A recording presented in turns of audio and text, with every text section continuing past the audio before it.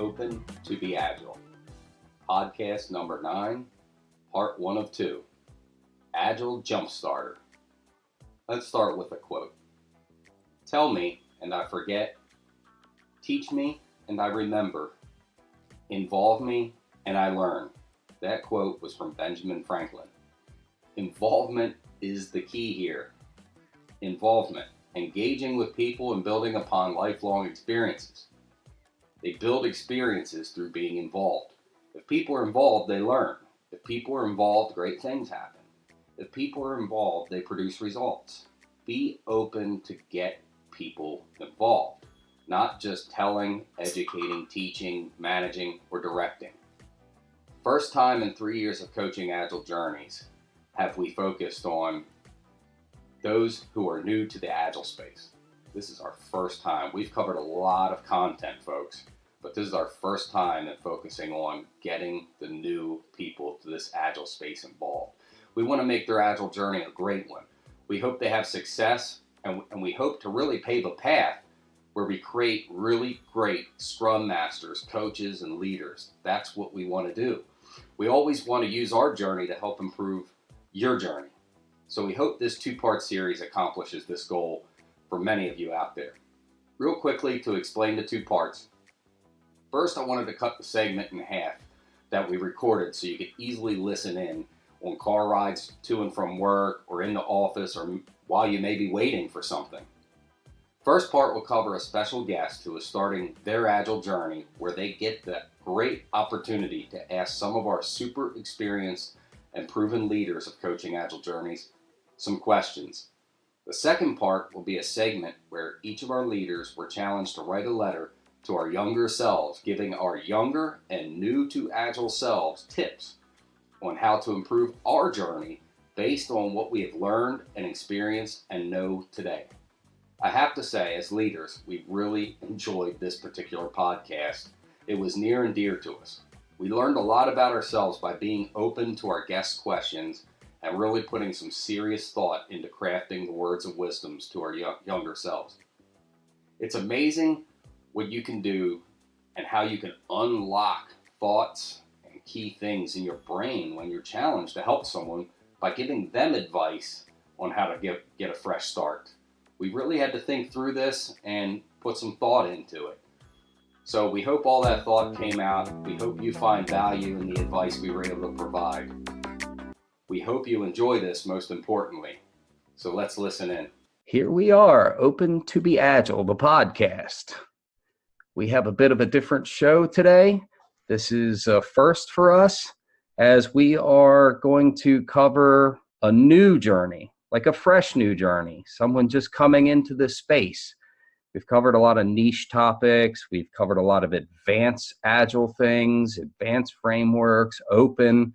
But now we want to be of help and assistance as an Agile organization or group or journey to help other people's journeys that are just getting started.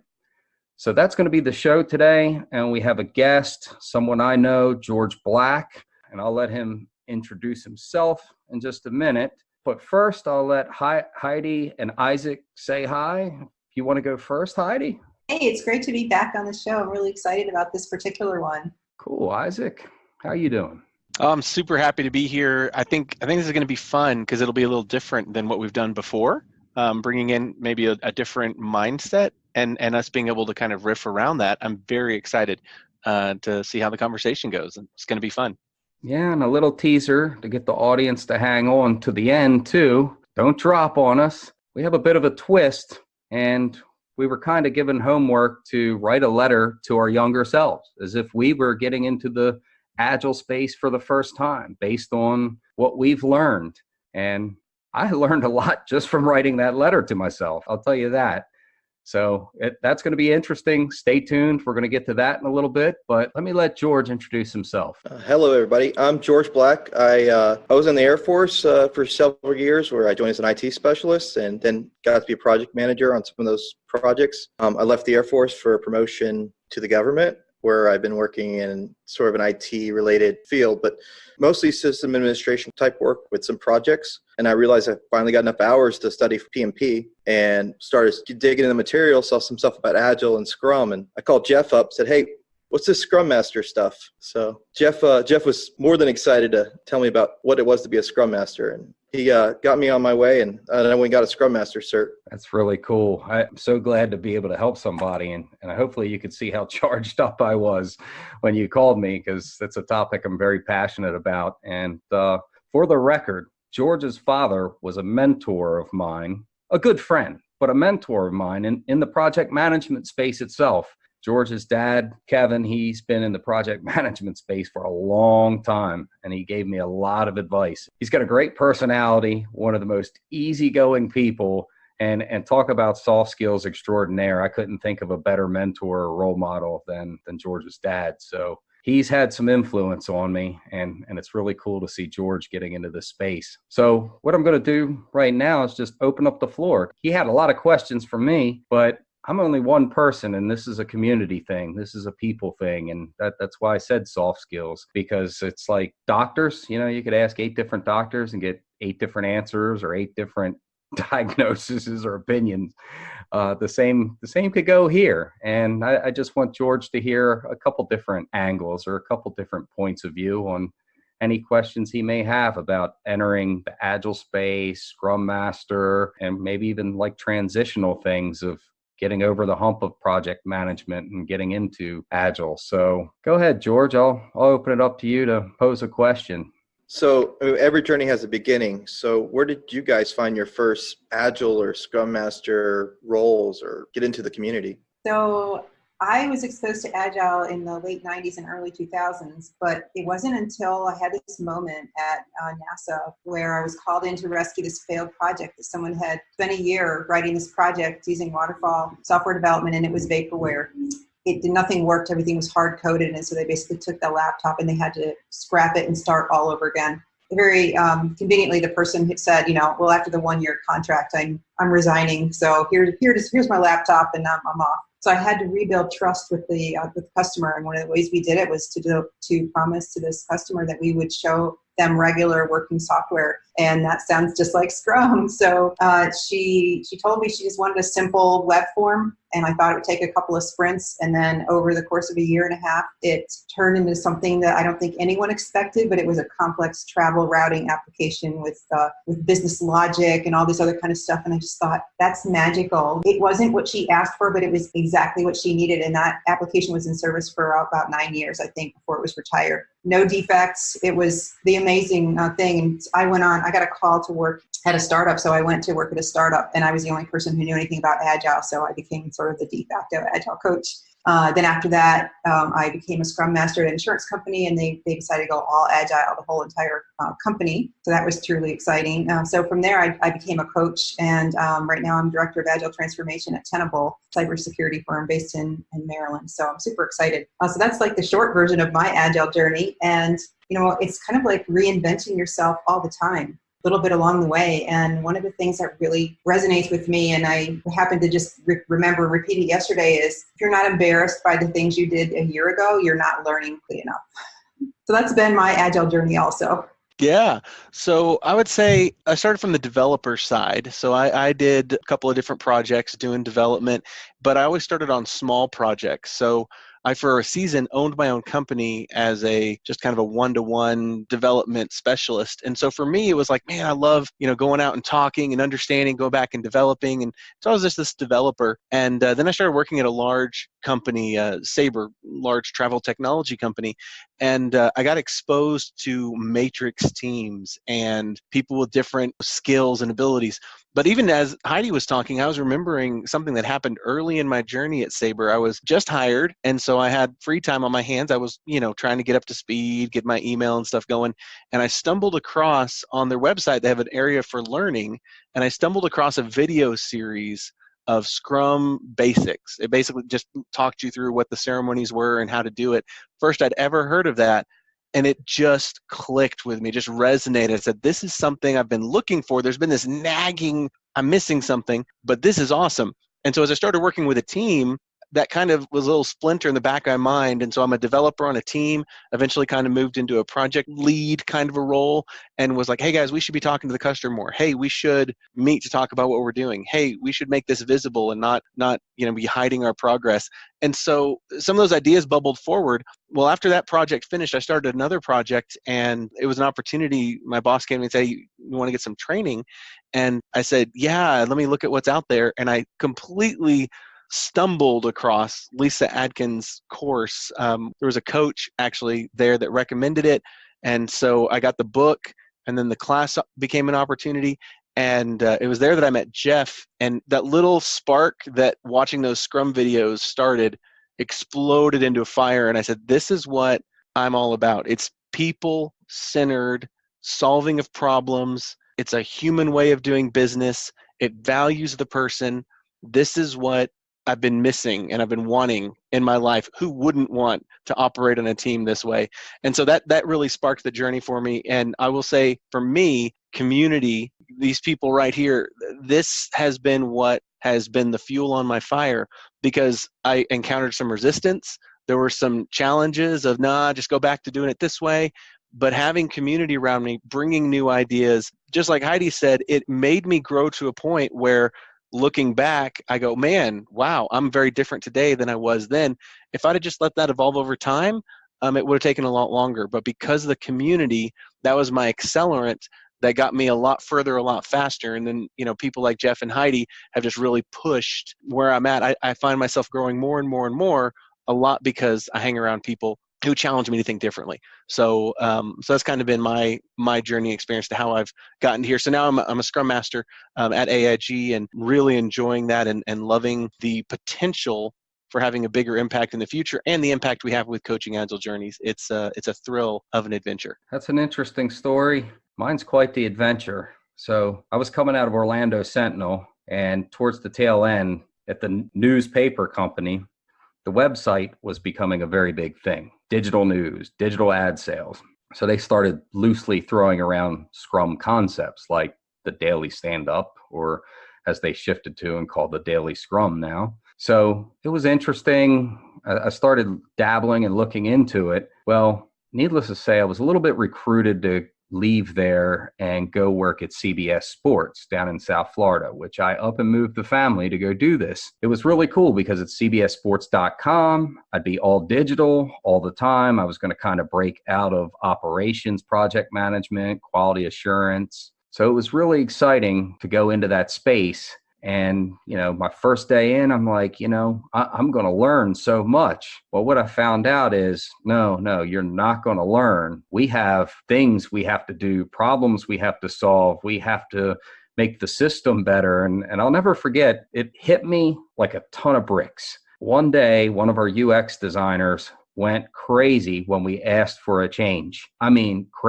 blew up. Like, this is ridiculous. This is scope creep. I'm tired of this scope creep. I designed this thing for so long. We'll never get it out of UX and into a developer's hands.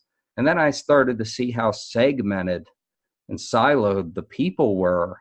And I said, the way project management's working, it was supposed to be like an SDLC. We're going to start with UX and we're going to approve the designs, and then it'll go, like the front end designers will work on it. And then this little pod over here of back end designers, if they have availability and someone that could be assigned to it, will pick it up. I'm like, this doesn't make sense to me. This is not the way to operate. This is what we're slowing down. So, of course, I rattle the hornet's nest a little bit, do things that are against the grain. We got to start doing daily stand-ups.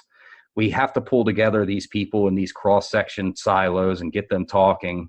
And it was one of our UX directors that said, Jeff, whatever it is you're doing, you got to keep them scrumming. And I'm thinking, now we're using that as like a verb. Like, what is up here? So I said, you know what? I need to become the expert in this. It's harder than, no way you just get in a daily stand-up and that's fixing problems. Neither. There's a lot more to it than this.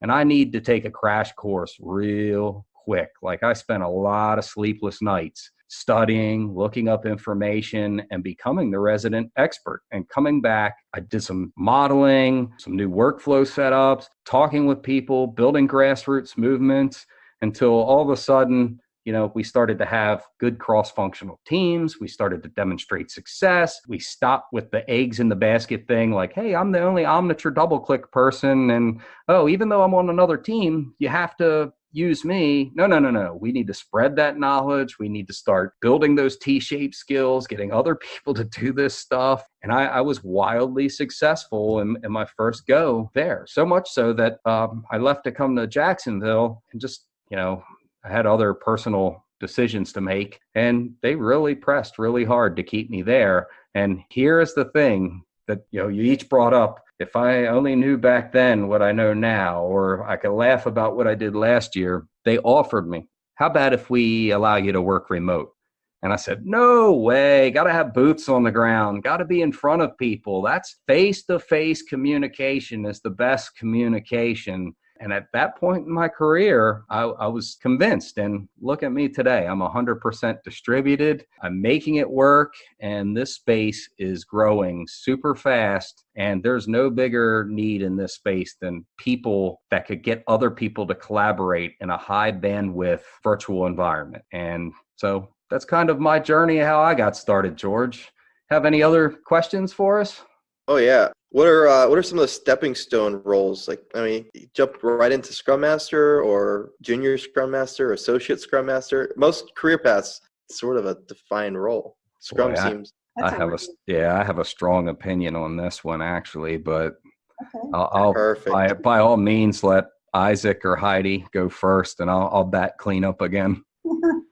So I actually started out my career as a technical writer, and I saw the opportunities for technical writers decreasing, and I thought, what are people looking for now? It turned out to be business analysts. So business analyst became popular. So I turned myself into a business analyst, and it wasn't a big leap from tech writer. So that's when I got the opportunity at NASA as that analyst role. And I had the opportunity to then take on a product owner role. So I was actually very lucky to have that product owner role, but it's a common journey from a business analyst to a product owner. So I would say that's one of the journeys. Once I think you end up at a place where you know something that someone doesn't want, there are plenty of opportunities can arise. And so for an example, when I left NASA as product owner and joined the startup, no one really knew much about Agile. So I became the de facto Agile coach. So my title was analyst, and I was doing some analyst work, but over time it was more and more, she's the Agile person, so go to her. And I ended up organizing, company-wide retrospectives and things like that. And then my next role was a Scrum Master for the insurance agency. So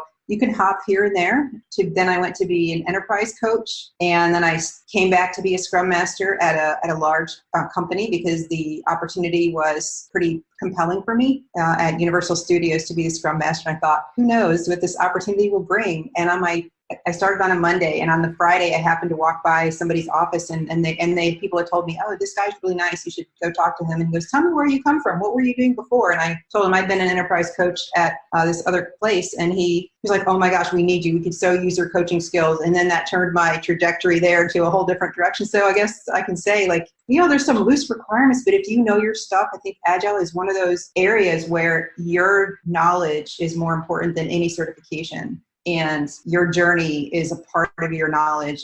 As a quick example, I joined a firm, and I was working with one other coach over 40 teams in this huge enterprise. And I went in there, and I knew it was distributed teams with different cultures, a very fixed mindset. And I went to that 4-month, which turned into a 6-month gig, saying, this is going to be my master's degree in Agile coaching. So with all the different things that you could learn, I left that engagement saying, there is no interview question that I cannot answer. Have you dealt with this? Oh, yes. Have you dealt with this? Oh, yes, I have. So everybody's individual journey takes where you are, but all about the journey. Yeah, no, that's awesome. It's a great question because, there's a lot of, especially now, kind of certification bodies, and you can do this and you can do that.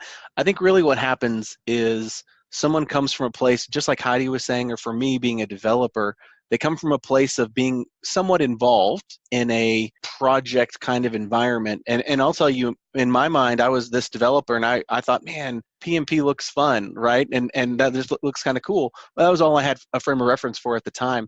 And so I think for me, the journey was, kind of developer, when I ran my own business for a little while, getting some of those entrepreneurial mindsets.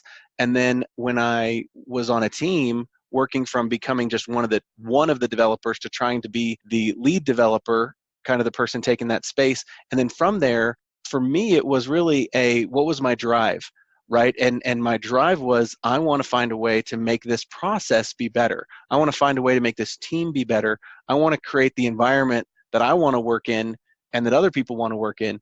And when I found Agile principles and I found Scrum in particular as a framework, that was a perfect match of, this is a way I can serve my team, through them, the company, the overall goal. And so I think it's a mindset. We talk a lot about mindset in the community. And I think really what it is this hunger to, I'm doing something in the space, but I'm interested in making it better. I want to make the experience better. And I think that leads you to learn some things, kind of like Heidi did. And for me, watching those videos on Scrum, and then as you learn them, you start seeing opportunities to apply them. And then as you start applying them, you really make a name for yourself of, hey, you're the guy who's helping that team out, or you're the guy who organized our backlog or set up that meeting and facilitated that conversation. And as you do that, you begin to really become, I think, a Scrum Master, an Agile coach, whatever role you're wanting to move up into, through your service. And so it's really a mindset and a doing.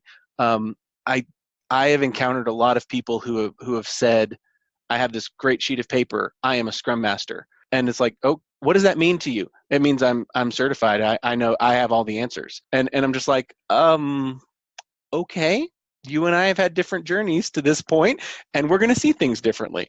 And so I think there is that real, like Heidi said, being able to come into an interview, and when someone says, hey, explain how you would handle this situation, instead of saying, well, let me get the Scrum Guide out and I'll read you what the right answer is, it's really, how do you handle it, and what are the values you're looking to use as you servant lead that situation, or as you coach that situation. So for me, I think there's lots of different paths to kind of get here, but it's really, I think, the drive, what drives you to want to encounter and engage with teams, and the way that an Agilist, a Scrum Master, an Agile coach would.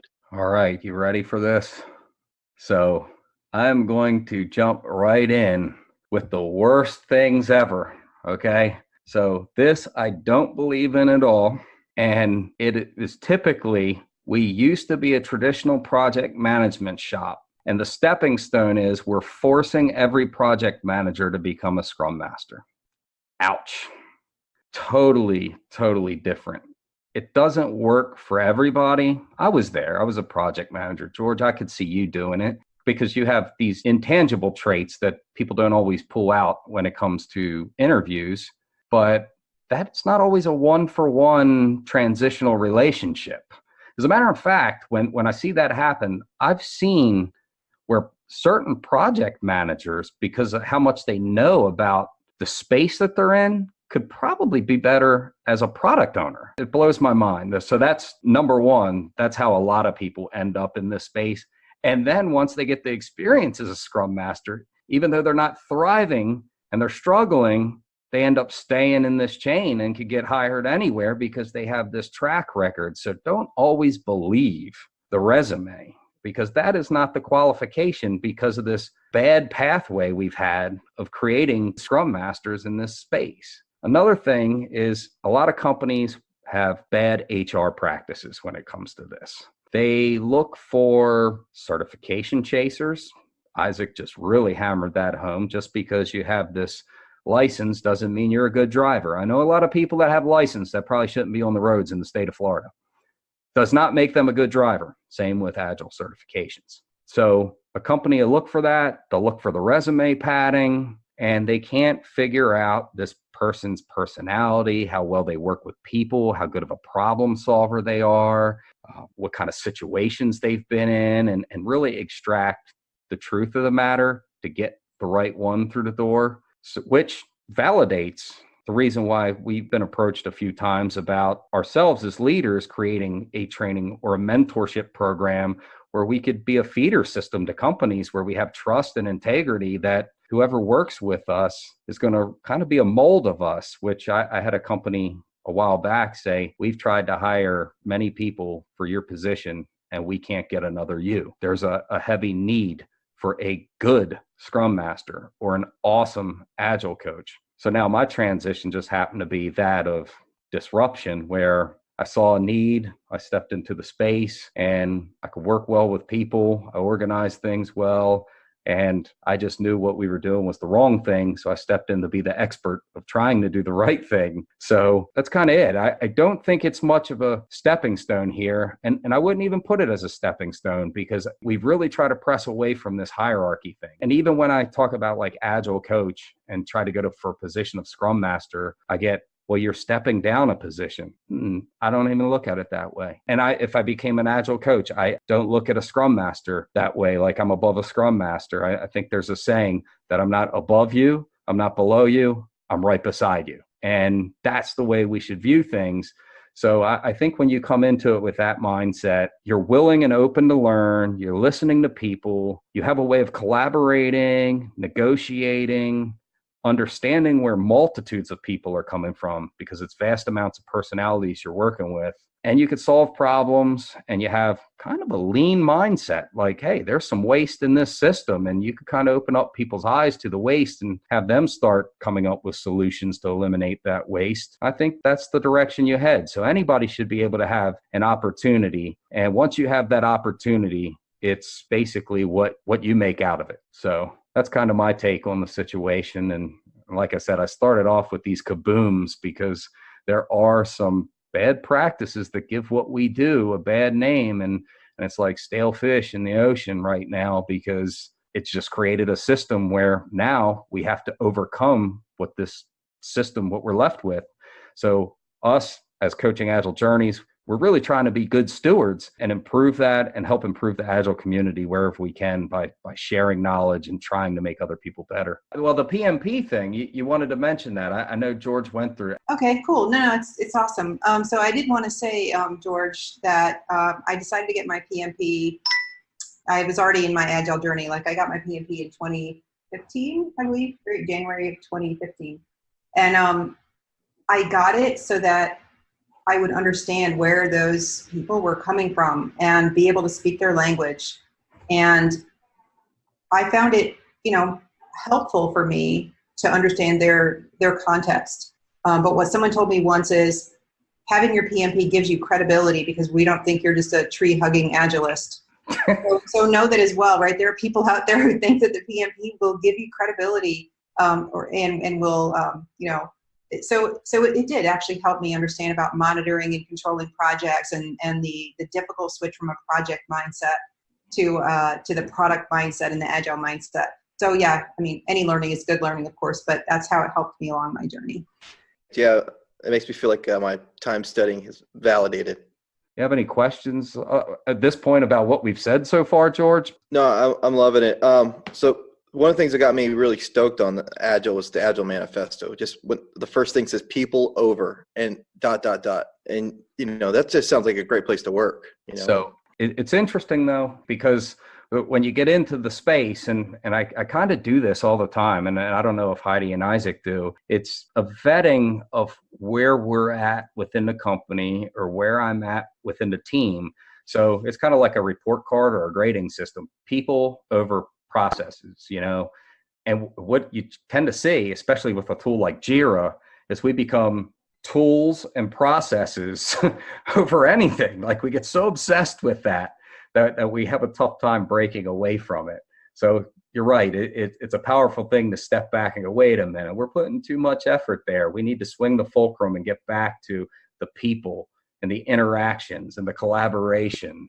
Yeah, anytime we create a measurement for ourselves, we find ways of gaming the measurement, the device for measuring. So that's kind of where it throws out of balance sometimes. Totally. I think a lot of like traditional kind of project management mindset is that it's a system, right? And we can take the system and we can make the variables controllable. We can measure the right things, right? And we can tweak the dials and the numbers. But what's amazing, and I think with the Agile mindset, you kind of step back and go, hey, wait a second. This isn't a system. This is a person. These are people who feel stuff, who come into work happy some days and come into work sad some days. They have good days and bad days. They have life happening outside these walls.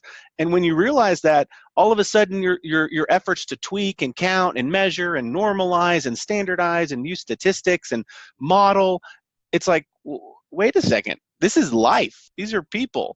And realizing, that you can't just approach it with one, hey, this worked over here, we're just going to pull it out and go slam it in over here because all people everywhere are the same. No way. And especially in our global environment, that doesn't work. There's a lot of different people and a lot of different walks of life all coming together to hopefully try to do one thing together well. You've got to work with that. You can't just treat them like a bunch of machines. I cannot wait till we get to this part where we read the letters. Oh, yeah. Yeah. Also resources, right? The word resources, and you still get that. A lot of people saying, I need more resources. This team, I need 3 more resources. Hold on. I got a textbook for you. Yeah. Well, no, we mean people. Right. We'll just say people. What about robots? Do you want a robot? Right. Actually, so it's really interesting. I shared a while back, I shared with a director and a VP. We were in this room and I said, when you move teams around, you basically move people across teams and you reform teams, they're not going to produce that much. I mean, for the first couple of sprints, you might see this, where they're just trying to understand each other and get this working together. And he looks at me and thankfully, he admitted it. He was like, you know what?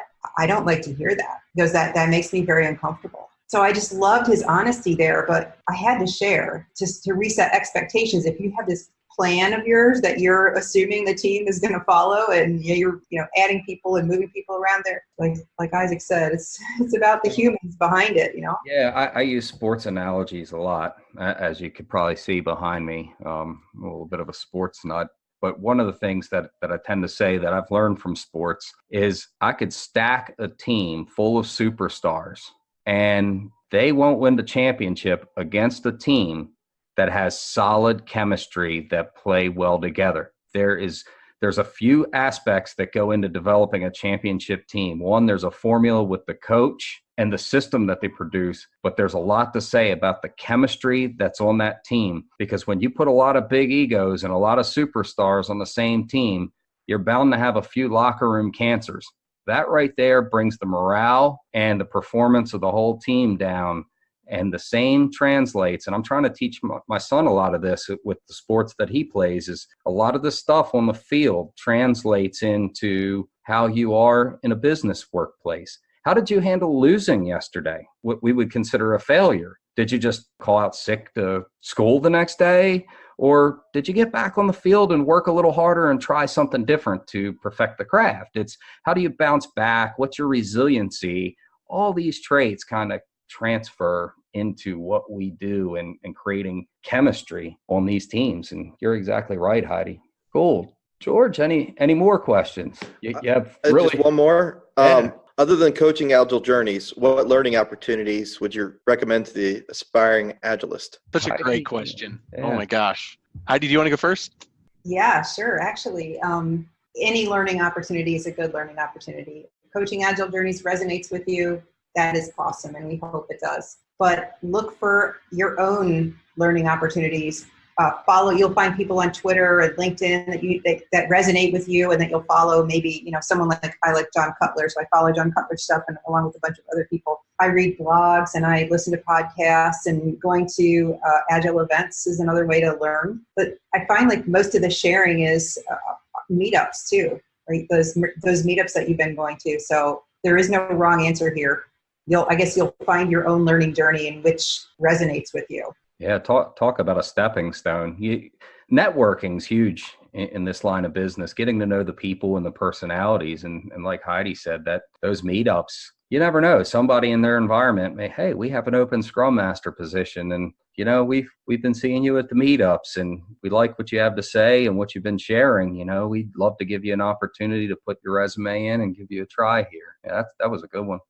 Man, there are so many resources available. And I think one of the ways that we think about how we approach Agile is really this idea of continuous improvement.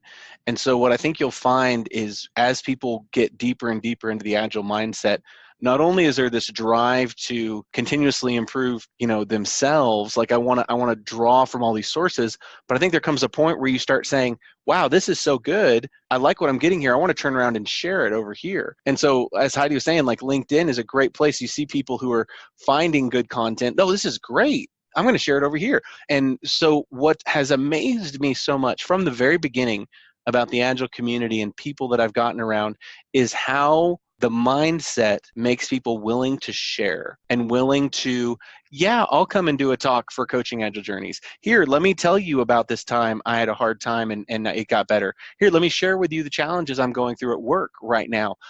They're just such an openness, and that's why networking is valuable. All of these resources, podcasts, and books, there's so much great content out there. And instead of just having to go get a set, like Coaching Agile Teams by Lisa Adkins, great book. The Phoenix Project, fantastic book. Even The Goal by Elihu Goldratt, great book that can set some foundational things. But if you engage with people, what I find is you get more personal information that here's what happened to me. Here's how I felt. Here, you might think about this or that. And as great as books are, and I love books and I love reading, I'm a voracious reader, but spending time with Jeff and saying, Jeff, how would you handle a situation like this? It resonates so much stronger inside of me, because then I turn around and I'm in a situation and I go, I remember what Jeff was saying, something along these lines, or he gave me an idea for a game or something like this. And so network with people, get connected with like-minded, definitely do podcasts and LinkedIn, and then find some books that just really resonate with you that maybe you read over and over again. Find some things that just keep your mind fresh. But the best way is one-to-one with people. Individuals and interactions are, I think, the best way to have continuous growth and learning in your journey. Talk to other people who can share their story and who can connect you to other great resources that can help build you up. Wow. Yeah. Those are a lot of things that I use. I think the resources that I need, not people, the resources, the real resources, reference resources that I use, I think I seek out. Some, aren't really in the Agile space, actually. They're more along improvement, leadership, philosophy, things of that nature, whether it be books or podcasts. Here's one. I listened to Brian Buffini podcast. He's I think a professional business coach, but he's a real estate tycoon, like a mogul that came here from Ireland with $3 in his pocket. And he brings on all kind of guests like we do. And my mindset when I listen to that is, one, I do like making myself better in this space. But whatever I'm listening to, I think, how can I use that to make someone else better? And that's kind of my thing. And I say that to the people I work with all the time. Like, I'm not about the glory. I don't want to become the role model. No matter what I did, I want the Romanian. I did a workshop with them because I wanted to make my time there very productive with these engineers and people. And the workshop that I did, I said, you know what? This is the way I look at it. I don't care if it's where you work right now, where I work right now. If it's 5 years down the road and you could say, Jeff, I remember you did that workshop with us and I was able to apply it here. And it's able to help you advance your career, advance your journey. I don't care where you work. Business is business. I just like to know that I made an impact on you as a person and was able to help you, because that to me is worth more than money and improving myself. So whenever I kind of look for those resources, I try to put my heart and soul out there to think about how I could use those resources to help someone else or help one of my teams or even help one of my directors or peers or colleagues. And that's kind of what I use it for. You said something that resonated with me because a while back, someone sent me a note saying, because of you, I used Agile to record a song video, and I introduced Agile to a friend of mine who was a singer. And we actually mapped out the song video, and then he shared the video with me afterwards, the result of it. So it's like really awesome stuff when you can change somebody's world and day-to-day life like that. Yeah, that's the power, and that's kind of the cool thing of the space that we're in. And I think that's when George called me up. I was so charged up about it because this is one area I'm really happy with. And I think technology is just way cool. I mean, the things that are going on, we're in a really cool time, artificial intelligence, virtual reality, big data, making people's lives easier, user experience. It's just so cool what you could do. And if you're a learner, this is the space for you because the learning never stops. Like my inspiration in learning this year has been really diving into infrastructure in a development sector. And I could probably say I've maybe even changed my magic and what I do in this space, because I've really cultivated my craft in focusing on agility inside of shared service groups or operations groups inside of tech companies. And I've learned a lot about AWS. Now I'm starting to learn a lot about Azure, and forced upon me, twist my arm, it's really cool, I'm learning about a lot of SecOps stuff. And I just find it really fascinating and really useful. So the learning never ends. And if you're a learner, you'll love this space. Thanks a lot. Yeah, that sounds, a lot of good advice, and I really appreciate it. And it sounds exciting. Cool. We hope you really enjoyed the show. Please tune back next week, and we'll release part 2 where we write a letter to our younger selves. So go out there and do something great in the week ahead, and we hope this inspired any of you, not just the newbies. Agile on, my friends. Till next week, take care.